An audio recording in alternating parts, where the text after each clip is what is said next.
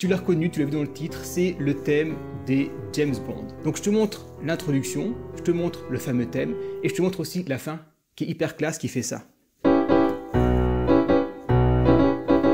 Et on reprend.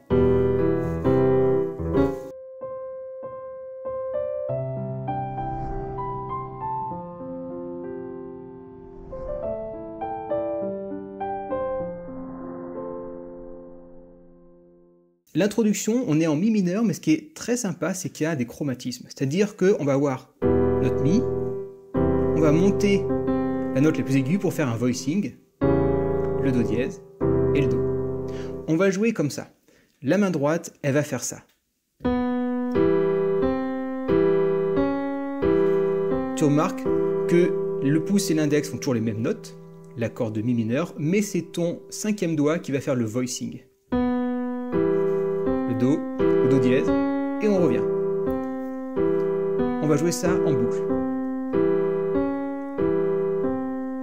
Et ta main gauche, elle va faire un espèce d'effet miroir, mais pas exactement quand même. C'est-à-dire qu'on va jouer ces deux notes, et c'est le pouce qui va faire le voicing. Avec un rythme différent pour qu'on ait la basse qui soit bien assise, qui soit bien posée, et la main droite qui va faire un balancement. Mains ensemble, tout doucement, ça donne ça. Je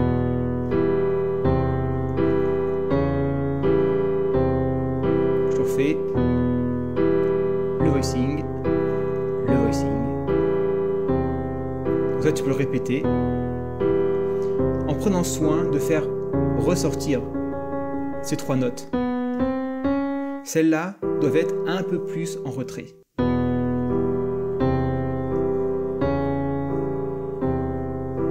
Tu vois un peu comment, et je trouve ça toujours magique, comment trois notes peuvent être si caractéristiques. Tu joues ça à n'importe qui, je pense que quasiment tout le monde reconnaît que c'est James Bond. Et au final, tu n'as que trois notes, le tout simplement sur un mi. Le reste, ça va être de l'enrichissement, du rajout, des fioritures, mais le thème, c'est juste trois notes, à chaque fois un demi-ton à la suite des autres. C'est tout simple comme thème. Et ça montre à quel point une musique simple peut être hyper impactante et peut être très envoûtante. On passe maintenant à la deuxième partie avec le fameux thème. Le thème, il a trois notes. Encore une fois, hyper simple, mais hyper bien foutu. Ça va être ça.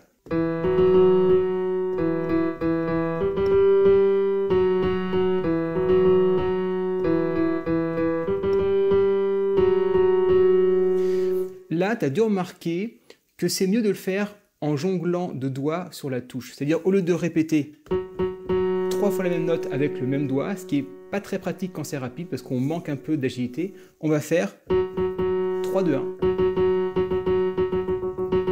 Ça te permet comme ça d'aller plus vite et de ne pas avoir cet effet rebond de la main qui peut te faire perdre un peu de vitesse. Si tu veux, tu peux le faire avec un doigt. Par contre, il va falloir que tu mettes un peu plus de force dans le poignet parce que quand tu switches le doigt, c'est que les doigts qui vont travailler. Mais quand tu fais un doigt, en fait, c'est le poignet qui va devoir faire le rebond et pas les doigts. Et la main gauche, ce qu'elle va faire, c'est que cette fois-ci, elle va balancer. Tu te rappelles, en intro, elle faisait juste des notes posées, mais le balancement est important. Du coup, le balancement de la main droite, je l'ai basculé sur la main gauche pour que la main gauche fasse ça. Et donc avec les deux mains, tout doucement.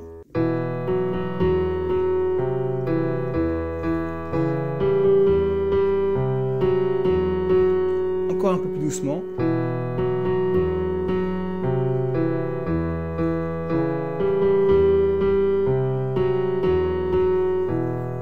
T'as compris le principe. Donc ça, on le fait tourner plusieurs fois jusqu'au moment où on finit cette petite phrase avec le... Sur le clavier, ça fait ça. Donc si je reprends par rapport à la fin, ça fait ça.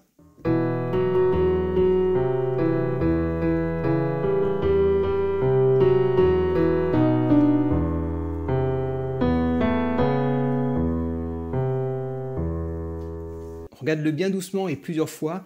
Tu as une fonction YouTube pour ralentir la vidéo. Je te mets ici où ça se trouve. Vous êtes nombreux à me demander des fois comment on ralentit, j'arrive pas à trouver la fonction. Elle est ici, tu vois. Et donc ensuite, tu as d'autres parties de la musique. Je ne les fais pas là parce que sinon ça va être très long. Et ensuite, on arrive sur la fin que tu peux faire à n'importe quel moment, qui est toute bête mais qui est super classe.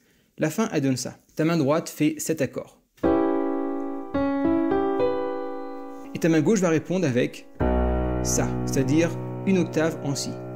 Tout doucement, ça fait ça. Elle répond, elle insiste. Et on repasse sur ça. Et maintenant, je joue le morceau en entier avec toutes ces parties pour que tu puisses voir comment tu peux un peu les agencer.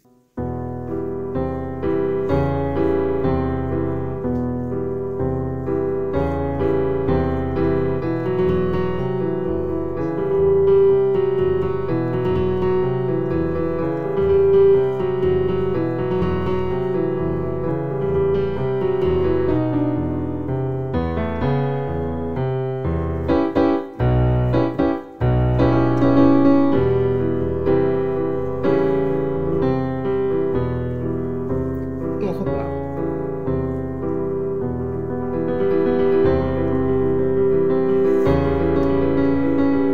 Et bien sûr, tu peux poser dessus.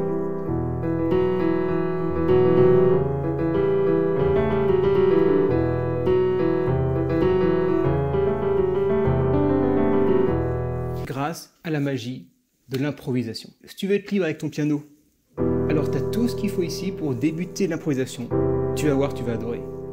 Et je te laisse avec ma vidéo sur mon plus grand regret après 25 ans de piano, quelque chose que j'ai pas fait, que je regrette de ne pas avoir fait, et que je te dis dans cette vidéo pour que tu puisses le faire à ton tour. Et tu vas voir également, tu vas adorer, et tous ceux qui l'ont regardé, ils ont appliqué ce que j'ai dit dedans. Et je te garantis qu'ils ne le regrettent pas. Je te dis à tout de suite dans cette vidéo, et tu restes encore quelques minutes. L'agent secret.